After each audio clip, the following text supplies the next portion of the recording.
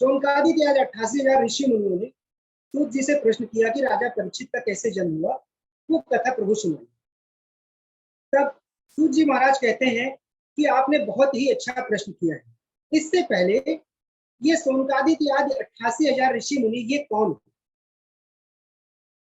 और इनके गुरु यानी गुरु परंपरा को हमें जानना बहुत जरूरी है। ये शास्त्र का विधान और शास्त्र में लिखा हो। कहा शौनकादित्य आदि 88,000 ऋषियों के जो गुरु हैं वो सूत जी महाराज, और सूत जी के जो परम पूज्य गुरु जी हैं वो भगवान सुखदेव महाराज हैं, और सुखदेव महाराज के जो गुरु हैं वो सर्वेश्वरी राधा रानी, जो गुरु परंपरा चली आई। और मेरे जो गुरु जी हैं आचार्य श्री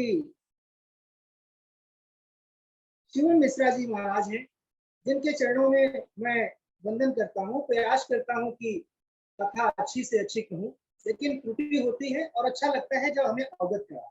इसी प्रसंग को लेकर मैं आगे बढ़ाता हूँ। जब सूत जी ने शौनकादित्य ऋषियों को कथा सुनाई और कहा कि एक समय जब राजा परीक्षित का जन्म हुआ,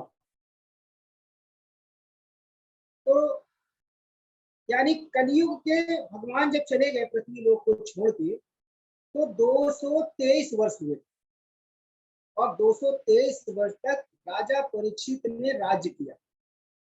एक दिन राजा परीक्षित के मन में आया कि चलते हैं अपनी प्रजा का हालचाल लेते हैं चल के, और जिधर निकल जाते राजा परीक्षित उधर ही उनके पूर्वजों की चर्चा होती थी कि धर्मराज युधिष्ठिर, अर्जुन और भीम भैया के साथ में भगवान श्री कृष्ण हमेशा रहते थे।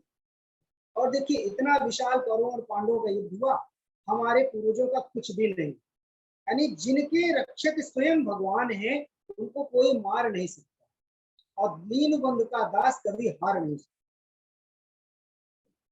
बहुत सारे लोगों से, जनता से, प्रजा से जब राजा ने सुना, तो कुछ दूर चलते हैं, देखते हैं कि एक बैल जिसके 3 पैर टूटे हुए थे, और वो दुखी होकर कराह रहा था दर्द के। उधर गौ के रूप में गौ माता जो पृथ्वी का अवतार, और वो जो बैल है, जो वृषभ जो है, वो धर्म के अवतार। आगे प्रसंग में आएगा। तो जो गौ माता जो पृथ्वी के रूप में है, दोनों आपस में वृषभ यानी धर्म और धरा दोनों बात कर रहे हैं, और कहते हैं कि हे माँ, आप इतनी दुखी क्यों? तो गौ माता कहती हैं कि पहले मेरे प्रश्न का उत्तर दीजिए कि ये बताइए, आप वृषभ, हे वृषभ, आप क्यों दुखी हैं?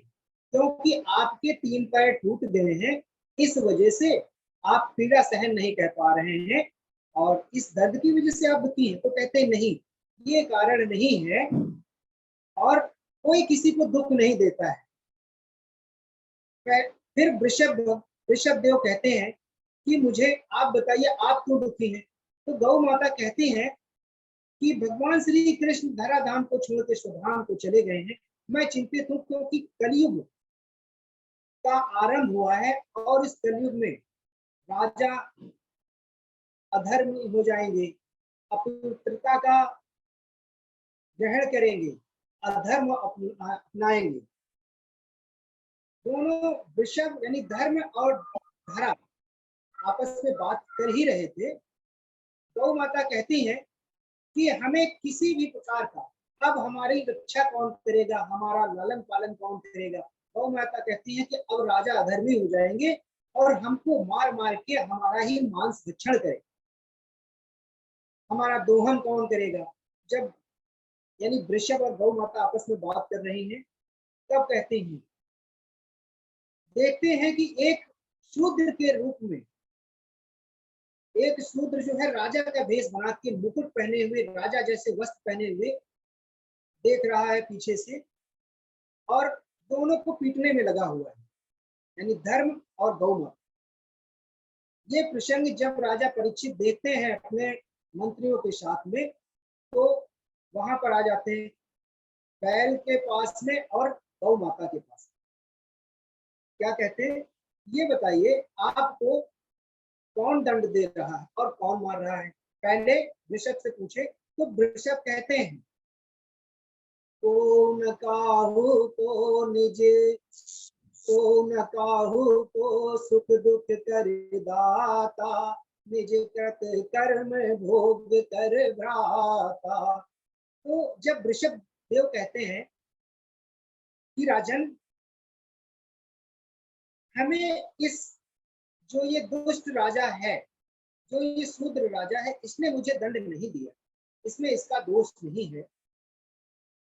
यहाँ पे 3 तरह के कर्म बताए गए, क्रियामान कर्म। बोले जो क्रियामान, जो हम काम करते हैं नित्य, उसको कहते हैं क्रियामान कर्म। क्रियामान कर्म से जो हमारे पाप और पुण्य इकट्ठे होते हैं, वो संचित कर्म में परिवर्तित हो जाते हैं, और वही संचित कर्म हमारे प्रारब्ध के रूप में सुख दुख का कारण बन जाता है। इस तरह से जब वो वृषभ जो है राजा से कहते हैं, राजा परीक्षित से, तब राजा कहते हैं कि हे वृषभ, आप जो है मुझे लगता है धर्म के अवतार। और गौ माता से जब पूछते हैं तो गौ माता कहती है, मुझे दुख नहीं है इस पृथ्वी पे कि हमारी धरा को लोग तोड़ तोड़ के फैक्ट्रियां बना रहे हैं, बड़े बड़े कल कारखाने बना रहे हैं, बड़ी बड़ी बिल्डिंगें बना रहे हैं, बड़े बड़े ऑफिसेस बना रहे हैं।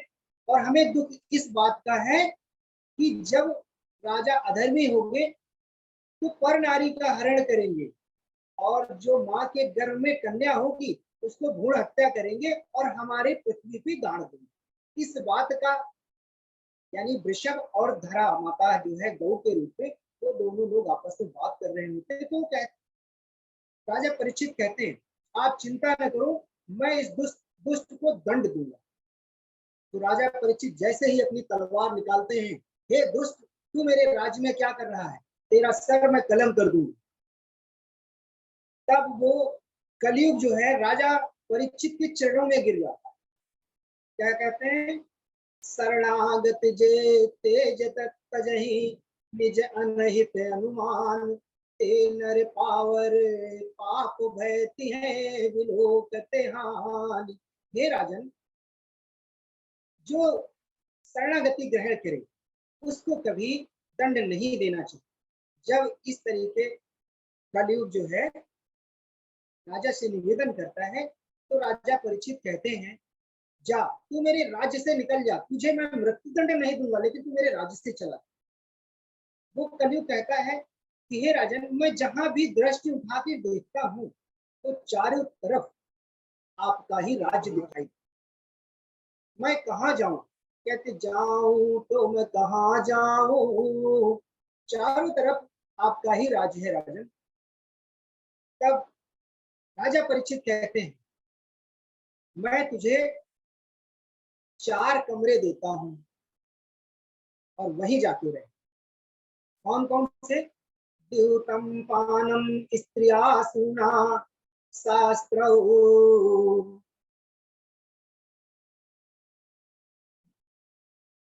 द्यूतम पानम स्त्रिया सुना शास्त्र यो भगना। कि आप जो है जहां पे मदिरा का सेवन हो रहा, जहां पे जुआ हो रहा, जहां अपवित्रता हो, वहां पे जाके रहे। तो कलयुग क्या कहता है कि जैसा मैं काला कलूटा हूं राजन, उसी तरीके से आपने हमें 4 कमरे दे दिए। कम से कम एक अच्छा गुण है हमारे अंदर, और उस गुण को देख के एक अच्छा तो हमें आसन, एक अच्छा तो आसन या अच्छा कमरा तो दे दीजिए। कहते, तेरे अंदर कौन सा गुण है? तो कहते हैं, वो कलयुग क्या कहता, कलयुग केवल नाम आधारा, सुमिर सुमिर नर उतरे पारा। कहते हैं कि सतयुग में समाधि लगा जप तप करके भगवान की शक्तियां प्राप्त होती थी, भगवान की कृपा होती थी। त्रेता में भी दान करके जप तप करके हमें भगवान का मोक्ष और मुक्ति प्रदान होती, और द्वापर में भी हमें जप तप दया धर्म दान करना पड़ता था। और यहाँ तो कलयुग में केवल भगवान नाम मात्र का सुमिरन करने से ही प्राणी कर जाता है। हमारा आपका उद्देश्य क्या है? कि भगवत प्राप्ति हो, भगवान से हमारा मिलन हो और हमें मोक्ष प्रदान हो। यही हमारा एकमात्र उद्देश्य है, हमारी सभी प्राणियों का, सभी प्यारे भाइयों। जब इस तरह से राजा तो कलयुग कहता है, तब राजा परीक्षित कहते हैं कि जाओ, मैं तुम्हें एक कमरा और देता हूं, तुम्हारा वास स्वर्ण में हो। इधर कलयुग जो है, राजा परीक्षित सोने का मुकुट धारण किए थे, राजा परीक्षित के सिर पे सवार हो जाता और बड़ा हाहाकार करके हंसता है कि आज तो मैंने बहुत अच्छा काम कर लिया है, जहां पे कोई नहीं रहता।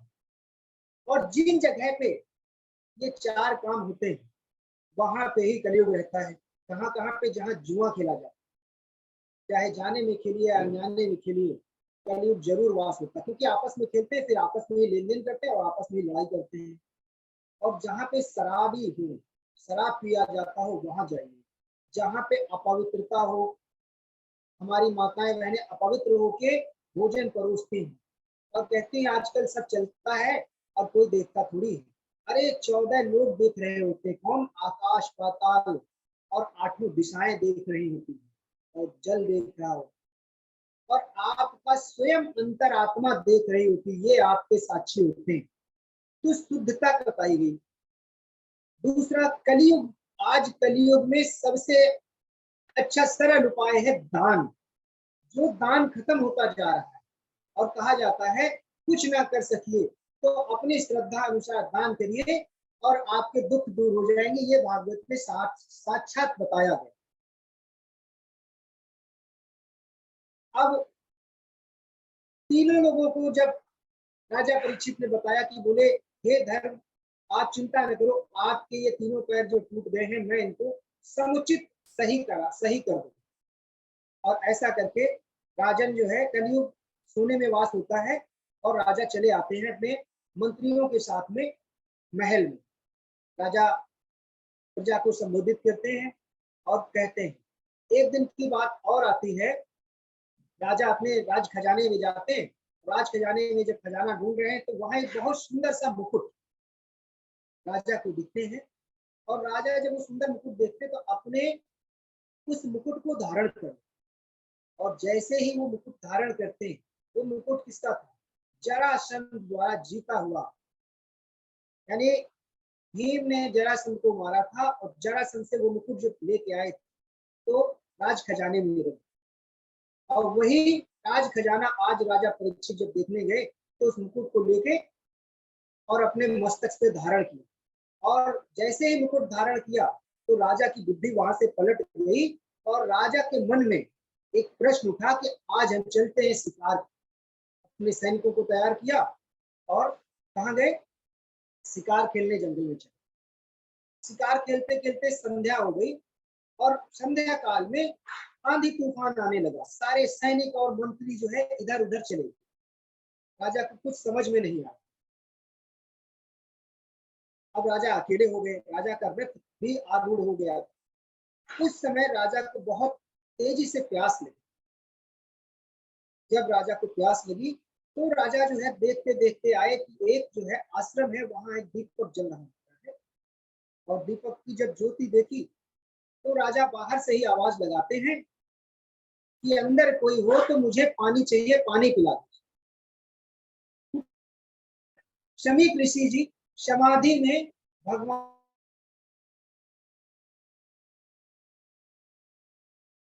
अंदर तक पहुंचती है, लेकिन ध्यान सुना नहीं। लेकिन राजा जो है अपने अहंकार में था कि मैं राजा हूं और मेरी वाणी को सुना नहीं। तो राजा को क्रोध आ गया और अंदर जाके देखते हैं कि शमीक ऋषि जी समाधि में। मगर राजा ने सोचा मेरे को देख के जो है ये आंखें बंद कर लिया है इस महात्मा ने। अब ये सब वाणी क्यों कर रहे हैं? क्योंकि उस सोने में वो कलयुग पहले ही सवार। जब राजा ने आवाज लगाई फिर भी नहीं सुना तो राजा को ये लगा कि ये जानबूझ के कर रहे हैं। तो एक मरा हुआ जो सांप वही नजदीक में पड़ा हुआ था, उस मरे हुए सांप को समीप ऋषि के गले में डाला। जब समीप ऋषि के गले में डाला तो समीप ऋषि उस वक्त भी ध्यान मुद्रा में थे। ये सारी लीला जो है ये राजा परीक्षित जो है समीप ऋषि के गले में जब मरा हुआ सांप डाले तो वहां बच्चे खेल रहे थे, बच्चों ने जब देखा तो जाके श्रृंगी ऋषि जो गंगा नदी तट पे स्नान कर रहे थे उनको बताया एक राजा जो है तुम्हारे पिता का अपमान किए और मरा हुआ सर्प जो है गले में डाला। श्रृंगी ऋषि ने गंगा जल अपनी गदेली में लिया और आचमन किया, विनियोग किया और मंत्रों से बोला जिस सांप को आपने डाला है आज से 7वें दिन वही सांप तुम्हें डसेगा। और वो सांप कौन? वो तक्षक के रूप में, तक्षक ही आके जो है तुमको डसेगा 7वें दिन। इस बात को जब श्राप दे दिया उसके बाद में श्रृंगी ऋषि आते हैं पिता के आश्रम में और पिता से कुछ नहीं कहते। पिता चूंकि ध्यान मुद्रा में थे, इतनी तेज से रुदन करना शुरू किया और पुत्र की रुदन को सुन के समीप ऋषि ने नेत्र खोल दिए। अब देखिए यहाँ पे संत क्या कहते हैं, जब राजा बुला रहे थे तब नहीं खुला। अब समीप ऋषि अपने पुत्र मोह में इतना व्याप्त थे, कहा जाता है कि आज के सांसारिक माता पिता अपने पुत्र में इतने मोहित हो जाते हैं कि पुत्र अगर भूखा या कष्ट में है ना तो सबसे पहले मुझे जाती है कि मेरा जो है दुखी है। यही संदेश आज दिया जा रहा है। जैसे ही श्रृंगी ऋषि रोना शुरू किए तो वो ब्राह्मण देवता यानी समीप ऋषि की आंखें खुल गई और इतना तेज रुदन किए कि भगवान शंकर, ब्रह्मा जी और भगवान श्री कृष्ण के कानों में जब आवाज पड़ी इस पृथ्वी पे कौन रो रहा, बोले कि एक ऋषि के पुत्र हैं श्रृंगी ऋषि, वो रुदन कर रहे हैं। आंख खुली और आंख खुल के ही जब श्रृंगी ऋषि ने बताई पूरी बात अपने पिता श्री से तो कहा कि हे बालक आपने बहुत बड़ा अपराध किया। समीप ऋषि भगवान नारायण से जो वंदना करते हैं, प्रभु हमको क्षमा करना और ये बालक नादान है उसे भी माफ। बालक नादान है, कुछ नहीं जानता, अब अपने बालक को उपदेश दे रहे हैं। क्या देखिए आज के सांसारिक लोग क्या करते हैं, बालक जब कोई बड़ा गलती कराता है ना तो माँ बाप उसका सहयोग करते हैं। बोला कोई नहीं, ये सब करते हैं, उनका बेटा कर रहा तो मेरे ने कर दिया, कोई गलती थोड़ी की। हमेशा अगर बच्चा गलती करके आए तो बड़ों का कर्तव्य है उसे डांटना चाहिए, जबकि उसका फेवर नहीं लेना चाहिए। यहाँ पे हमें ये उपदेश दे रहे हैं, जब समीप ऋषि ने कहा कि इस कलयुग में राजा परीक्षित जैसा धर्मात्मा, कर्म करने वाला, दान देने वाला ना तो कोई राजा हुआ है ना ही आगे कोई होगा, और पुत्र तुमने इतना बड़ा श्राप दे दिया बिना सोचे समझे। अब इस राज्य का राजपाट कौन चलाए, संत ऋषियों के ब्राह्मणों की सेवा कौन करे। ऐसा पुत्र को समझाते हैं और कहते हैं कि अब ये गोविंद की कृपा थी तो ये हो गया। इधर समीप ऋषि अपने 2 शिष्यों को भेजते हैं कि जाइए राजा को संदेशा दीजिए। और राजन जैसे ही अपने महल में पहुंचते हैं, देखिए समझने की बात है, यहाँ पे समीप ऋषि के आश्रम में राजा को प्यास लगी थी और अपने राजमहल में गए ना तो राजा ने पानी नहीं पिया। जैसे ही मुकुट उतारा और मुकुट उतार के जैसे ही रखते, अब राजा की बुद्धि एकदम चकरा गई और कहने लगे अरे मुझसे बहुत बड़ा अनर्थ हो गया, बहुत बड़ा पाप हो गया, आज मैंने इतने बड़े संत का अपमान कर दिया। जबकि इससे पहले कभी भी राजा ने ब्राह्मणों की सेवा करते थे, इतना दान देते थे, सारे खुश होके जाते थे, सारे ऋषि मुनि संत खुश होके जाते थे। और आज जीवन में की पहली गलती हुई, ऐसा चिंतन कर ही रहे थे, इधर समीप ऋषि के शिष्य आ जाते हैं, राजा को संदेशा बताते हैं कि हे राजन, आपको श्रृंगी ऋषि ने श्राप दिया है कि आज से 7वें दिन तक्षक नाग आके तुम्हें डसेगा और तुम्हारी मृत्यु हो जाए। राजा कहते हैं, राजा तुरंत उसी वक्त अपना राजपाट त्यागते हैं और अपना राजपाट जो है अपने पुत्र जन्मेजय के हाथ में यानी देते हैं, और देने के बाद में कहाँ चले जाते हैं, उत्तर दिशा की तरफ पर्वत पे चले जाते हैं और तपस्या करने लगते। कि ये सब कुछ सब बेकार है, ये माया मोह। अब वहां पे जैसे ही पहुंचते हैं तो सप्त ऋषि अन्य ऋषिगण वहां पे मौजूद हो जाते। कौन? वशिष्ठ जी महाराज, अगस्त ऋषि, भृगु ऋषि, व्यास जी महाराज, अन्य अन्य ऋषिगण वहां उपस्थित हो जाते हैं। तो राजा परीक्षित उनके चरणों में दंडवत प्रणाम करते हैं, कहते हैं प्रभु जब तक मैं था तब तक तो आप कभी आए नहीं, और आज से मुझे 7वें दिन मेरी मृत्यु निश्चित की गई है। ब्राह्मण ऋषि ने मुझे श्राप दिया है और उसके कारण मैं अपना शरीर छोड़ के चला जाऊंगा। वो राजा परीक्षित एक प्रश्न करते हैं कि हे ऋषियों, ये बताइए कि जो म्रियमाण हो उनका कर्तव्य क्या है, वो क्या करें कि भगवत प्राप्ति हो जाए, कौन सा काम करना चाहिए, कौन सा काम नहीं करना चाहिए। अब सप्त ऋषि आपस में सब चर्चा करते हैं कि इनका तो समय निश्चित हो गया है। यहाँ पे ये उपदेश दिया गया कि देखिए मरना तो 7 दिन में सबका तय है, सोमवार से लेके इतवार तक सबके पास समय है, ठीक। और 7 ही दिन होते हैं, 7 ही रंग होते हैं और 7 नदियां होती हैं, सप्त ऋषि होते हैं। इन्हीं 7 दिनों में और 7 ही फेरे होते हैं, 7 तरह के कर्म होते हैं। इन्हीं 7 दिनों में हमें अपने जीवन को जीना और मरना है। जो जीव जीवन और मृत्यु याद रखता है वो गलत काम करने से हमेशा डरता है, और जिसको मृत्यु का भय नहीं है ना तो वो किसी का सम्मान नहीं करता। और यहाँ पे बताया गया कि अगर मृत्यु याद रखते हो तो एक बार सोचोगे कि गलत काम करने से। इधर सारे ऋषि मुनि आपस में बात करते हैं और देखते हैं कि होते सुखदेव भगवान 16 वर्ष की आयु में, जो जिनके शरीर में वस्त्र भी नहीं होते, नागा रूप होते हैं, नागा की तरीके, नागा बाबा की तरीके प्रकट होते हैं। और जहां जहां भी सुखदेव भगवान जिस नगर से जाते हैं ना तो उस नगर में महिलाएं, बालक छेड़ने लगते थे, शरारत करने लगते थे। लेकिन हमारे सुखदेव भगवान को ना तो सुख पता था ना ही दुख पता था, ना वो अंतर जानते थे कि ये नारी है या ये पुरुष है। एक यहाँ पे प्रसंग आता है, एक समय वो एक समय जो है नारियां जो है सरोवर में स्नान कर रही होती हैं। यानी जब सुखदेव भगवान का जन्म होता है ना तो घर छोड़ के तुरंत सुखदेव भगवान जा रहे होते हैं, और जब जंगल से निकल रहे होते हैं तो सरोवर में कुछ स्त्रियां स्नान कर रही होती हैं। स्त्रियां जिस भेष में थी उसी भेष में रहती हैं। सुखदेव भगवान आगे चले और जब उनके पुत्र पिता व्यास जी महाराज पहुंचते हैं, उसी सरोवर के आगे निकलते हैं तो स्त्रियां लज्जा के कारण वस्त्र ढकते। तो वहां पे व्यास जी महाराज कहते हैं अभी मेरा जवान पुत्र निकल के गया तब तो आपको लज्जा नहीं आई, और मैं तो बुजुर्ग हूँ, बुढ़ा हूँ, मेरे को देख के शर्म आती है। तो कहते हैं हे प्रभु आप में भेद है, आप ये अंतर देखते हैं कि मैं नारी हूँ और वो पुरुष है, और वो तो भगवान स्वरूप है, उन्हें तो पता ही नहीं है कि हम नर हैं या नारी हैं। वो तो सब में भगवत प्रेम देखते हैं। जब ये बात सुनी ना तो व्यास जी महाराज ने कहा इसका मतलब मेरा पुत्र जो है भगवान का अवतार है।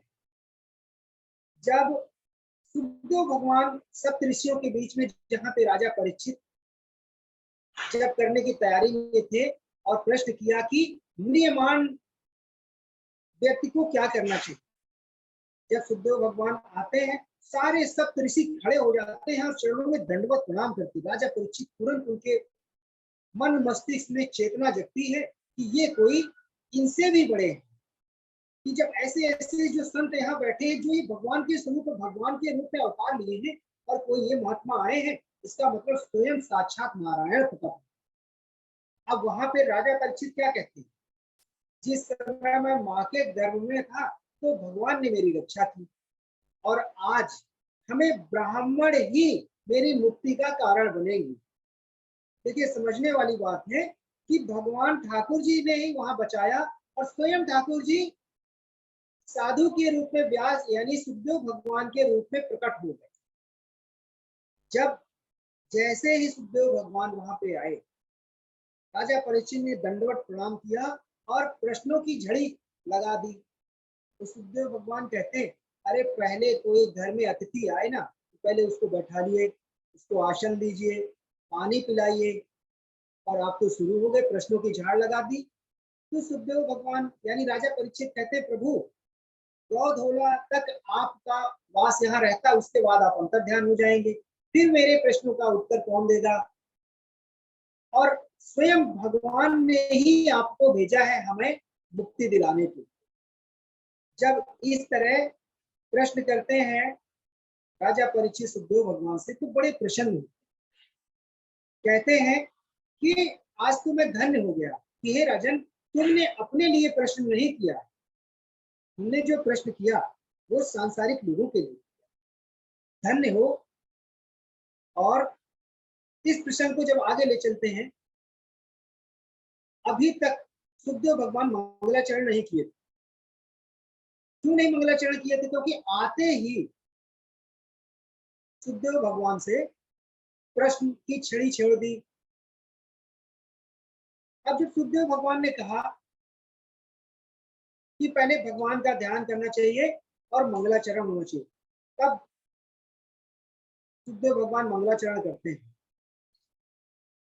इस प्रसंग को आज मैं यहीं पे समाप्त करता हूँ। आगे की कथा फिर मैं आपको सुनाऊंगा। जो आज की कथा में त्रुटियां हो गई हैं, मुझे क्षमा करें। कर्पूरे गौरम करुणावतारम संसार सारम भुजगेन्द्रहारम सदा वसंतम हृदयारविंदे भवम भवानी सहितम नमामि। तुमेव माता बहुत सुंदर। बंधु च सखा तुमेव विद्या द्रविणं तुमेव सर्वं मम देवा। राधा जी बड़ी भागिनी कौन तपस्या कीन, तीन लोक 14 भुवन सो तेरे हुए दीन। जय जय श्री राधे श्याम। दूसरी कथा का विश्राम हुआ। बहुत सुंदर नंद, बहुत सुंदर नंद किशोर जी, बहुत बढ़िया। आज बहुत अच्छा वक्तव्य था आपका, बहुत आनंद आया हमको, बड़ी प्रसन्नता हुई और काफी आपने श्लोकों पर शुद्धता किया है, इसलिए हम बहुत गदगद हैं आपसे, बहुत प्रसन्न है। भगवान राधा माधव की कृपा आपके ऊपर है। हमको वहां पास से उठना पड़ा क्योंकि जो हमारा कक्ष है बाहर की तरफ है और आज मंगलवार है, तो पास में ही मंदिर है, तो वहां पर मानस गायन शुरू हो गया है तो हम थोड़ा सा टहलने आ गए। चलिए, बहुत अच्छा आपने कहा, बहुत प्रसन्नता हुई। जितने लोग जुड़े हैं जी बड़े प्रसन्न है। सुरेश चंद्र जी भी जुड़े हैं, सुन रहे हैं। जी बहुत अच्छा, बहुत बढ़िया। भगवत कृपा बनी रहे। जी गुरु जी, धन्यवाद आपका, बहुत बहुत आभार। चलिए, आज का कथा के रिगार्डिंग, इस लोगों का रिगार्डिंग जल्दी आपको प्राप्त हो रहा है, इंतजार करिए। और आप सभी जो है, तो अब पंचम स्कंद के श्लोक कंठस्थ कर लीजिए। पंचम स्कंद आप लोगों से पूछा जाएगा। कृष्णाय वासुदेवाय हरे परमात्मे प्रणतक्लेशनाशाय गोविंदाय नमो नमः। बोली वृंदावन बिहारी लाल की जय। भागवत महापुराण की जय। सुखदेव भगवान की जय। जय जय श्री राधे श्याम। ओम नमः पार्वती पतये हर हर महादेव शंभु। ठीक है, सभी को शुभ रात्रि। जय श्री कृष्ण, जय श्री राधे। आनंद से रहिए, अध्ययन करते रहिए।